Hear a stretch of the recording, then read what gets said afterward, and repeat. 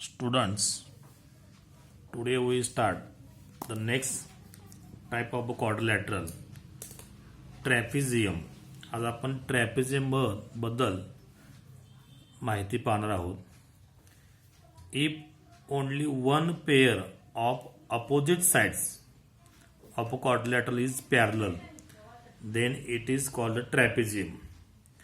म्हणजे ज्या चौकोनाची विरुद्ध बाजूंची एक जोडी किंवा सम्मुख बाजूंची एक जोडी पॅरलल असते अशा प्रकारच्या क्वाड्रिलॅटरलला ट्रॅपेझियम असं म्हणतात. If we observe this trapezium A B C D, side A B parallel side D C. तुम्ही जर बघितलं तर A B parallel D C आहे. एक pair side A B parallel D C, ही वन पेयर आहे ती पॅरलल येते. So this quadrilateral A B C D is called the trapezium. म्हणून त्याला काय म्हणायचं, ट्रॅपेझियम असं म्हणतात. आता आपण एक प्रॉपर्टी पाहूया. The property of trapezium, the interior angle form by two parallel lines and transversal. आता आपण बघतोय A B and D C two parallel sides आहेत. त्याच्या पॅरलल साइड्सला ए डी जर आपण ट्रान्सव्हर्सल घेतली तर अँगल ए आणि अँगल डी हा एक इंटिरियर अँगल होईल. आणि त्यांच्या कोनांची sum of this interior angle must be 180. So angle A plus measure of angle D is equal to 180 येणार आहे. Similarly, angle B and angle C, measure of angle B plus measure of angle C is equal to 180. या दोन जोड्या, चारपैकी दोन जोड्या supplementary असतात ट्रॅपेझियमच्या. In a trapezium, out of four pairs of adjacent angles, two are supplementary. हे आपण दोन सप्लिमेंटरी दाखवलेले आहेत. सप्लिमेंटरी कोणते आहेत? The interior angle of two parallel lines. Two parallel lines आहे वन ट्रान्सव्हर्सल. याची इंटिरियर अँगल ए आणि बी 180 येणार नाही, किंवा डी आणि सी येणार नाही, तर बी आणि C and A and D येतील. Next last type of the quadrilateral is a kite. तर शेवटचा प्रकार आहे तो आहे काईट. याला आपण मराठीमध्ये पतंग असं म्हणतो. आता हे डेफिनेशन काय बघा. If one diagonal is the perpendicular bisector of the other then the quadrilateral is called the kite. जी एक बाजू आहे, एक जो कर्ण आहे, जे कर्ण आहेत एकमेकाला ते एकमेकाला लंब असतात. If one diagonal is perpendicular bisector of the other, आणि एक आहे तो परपेंडिक्युलर बायसेक्टर की एकाचे दोन समान भाग होतात. तर तिथं आपण जर ओ नाव दिलं, ए सी आणि बी डी टू डायगोनल्स आहेत, हे एकमेकांना इथं ओ मध्ये इंटरसेक्ट होतात इथं. आणि इंटरसेक्शन पॉईंट ओ दिला तर A O is equal to O C असणार आहे. A O distance is equal to O C असणार आहे इथं. First property is adjacent if one pair of opposite angle is congruent. One pair of opposite angle are congruent. तर बघितलं तर angle A congruent angle C असणार आहे. Angle A congruent angle C असणार आहे इथं. Similarly two pairs of adjacent sides are congruent. Two pairs म्हणजे to pair दोन बाजूंच्या दोन जोड्या. टू पेयर्स ऑफ ॲडजेसंट साइड लगतच्या बाजूंच्या दोन जोड्या ह्या एकरूप असतात. Next type is parallelogram. A quadrilateral having opposite sides parallel is called a parallelogram. हा ABCD हा एक क्वाड्रिलॅटरल आहे. Side AB parallel side DC आहे. AB parallel side DC and AD parallel BC. म्हणजे अपोजिट साइड्स ह्या parallel आहेत. So such quadrilateral is called a parallelogram. अशा चौकोनाला पॅरलोग्राम असे म्हणतात. त्याच्या प्रॉपर्टी काय आहेत? Opposite sides are congruent, means AB congruent DC, opposite sides are congruent, and AD congruent BC. Second is opposite sides, opposite angles are congruent. हे झाले sides, opposite sides are congruent. Opposite angles, angle A congruent angle C and angle B congruent angle D. Opposite sides parallel, congruent. Opposite angles is also congruent. And third one is diagonals bisect each other. तर आपण त्याचे diagonal काढले AC and BD. हा O घेतला आपण तर distance AO is equal to distance OC. Similarly distance BO is equal to distance OD. म्हणजे आपल्या याच्यावर काय सांगता येतं की डायगोनल्स बायसेक्ट इच ऑदर. पॅरलोग्रामचे जे पॅरलोग्रामचे डायगोनल आहेत एकमेकाला दुभागतात. नाव स्टडी द प्रॅक्टिस सेट 8.3. आता आपण 8.3 चा अभ्यास करूया. First example, measures of opposite angles of a parallelogram are 3x - 2 and 50 - x. तुम्हाला अपोजिट अँगल दिलेत पॅरलोग्रामची. Find the measures of each angle. तर त्याच्या प्रत्येक कोनाचे माप काढा असं म्हटलेलं आहे. तर मी एक क्वाड्रिलॅटर काढलेला आहे पॅरलोग्राम. PQRS नाव दिलेलं आहे. तर अपोजिट्स दिलेले आहेत अँगल्स 3x - 2 एक दिलेला आहे आणि सेकंड दिलेला आहे 50 - x. हे दोन अपोजिट अँगल दिलेले आहेत. आता आपल्याला प्रॉपर्टी माहित आहे की opposite angles of quadrilateral parallelogram are congruent. Quadrilateral PQRS is a parallelogram. Now measure of angle P is equal to measure of angle R is equal to measure of angle R. The result as opposite angle.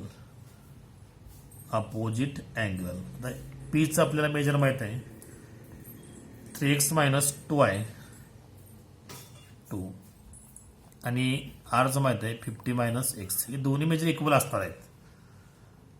आता आपण x किंमत काढू. -x इकडे LHS लगे plus होतील 3x + x होईल is equal to 50. 2 minus आहेत R जागेला प्लस होतील. So 3x + 1x 4x is equal to 52. therefore x equal to 52/4. x equal to 13. भाग आलो तुम्ही 4 न 4 एके 4 4 12 13 आले. ही किंमत आली x ची किंमत आली. So angle measure of angle P is equal to 3x - 2 होता. x किंमत पुटअप करायचा 3 × 13 - 2 विच इक्वल टू 3 × 3 39 - 2 टू 37 आले. Similarly major of angle R आपण काढूया, फाइंड आउट करूया. आता R जर आपण बघितला तर याच्यामध्ये सबस्टिट्यूट करा किंवा डायरेक्ट 180 मधनं सबट्रॅक्शन करा. अपोजिट अँगल्स हा किती आहे? जो आहे तो 50 - x आहे आणि 3x 2 आहे. 50 मायनस 13 एक्स किंवा 30 आलेलं आहे. हा सुद्धा किती 37 इक्वल असणार आहेत.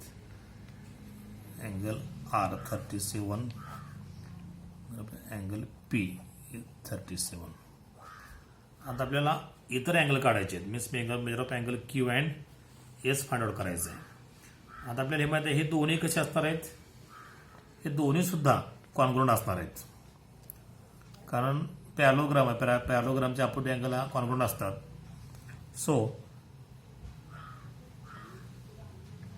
we know the sum of measures of quadrilateral is 360. So angle P plus angle Q plus angle R plus angle S is equal to 360. Angle P जो आहे तो 37 आलेला आहे. Q आपल्याला शोधायचा आहे. R 37 आहे प्लस S सुद्धा शोधायचा आहे. 360 37 प्लस 37 74 येईल. Angle Q plus angle S plus 74 is equal to 360 लिहिलं आहे.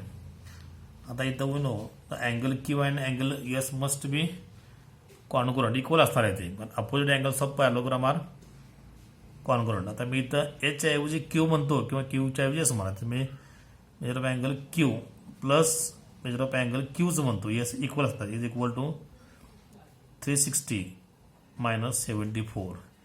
तर Q plus Q 2Q is equal to ही सबट्रॅक्शन आहे ती 60 गेले 300 राहिले. 300 मधून 14 गेले 86 झाले 286 येईल. So angle Q is equal to 286 divided by 2 येईल. Angle Q is equal to 2 1s are 2, 2 4s are 8, 2 3s are 6, 143. The angle Q is equal to angle R असणार आहे. अपोजिट अँगल आहेत. Opposite angle therefore angle Q is equal to angle S असणार आहे. Sorry R नाही S असणार आहे. So angle S is equal to also 143 with 37 R 37 Q 143 and S to the 143. Now take next example. Construct a parallelogram ABCD such that length BC is equal to 7 centimeter. Angle ABC is angle B 40 आहे and length AC 3 centimetre आहे. ते मी rough diagram केलेला आहे. ABCD BCचा अजून मी base घेतलेला आहे 7 centimetre. Angle B 40 आहे. मी 40 दाखवलेला आहे. अँगल B सॉरी इथं अँगल B 40 दाखवायचं.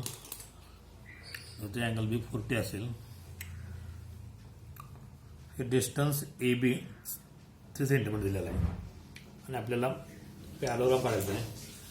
First draw a 7 centimetre long segment by using scale. Suppose 0 here and 7 here. Then draw this by using scale. पट्टी सहाय्यानं रेषा मारून घेतं. नेम दिस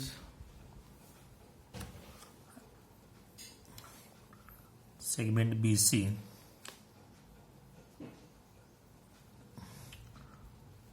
बी असेल. हा 7 सेंटीमीटर काढला आपण. Then take protractor. Angle B is 40 degree. So you put protractor at point B and draw angle of 40 degree. Then draw this line passing through B and this angle of 40 degree. Then distance AB is given. So take distance 3 centimeter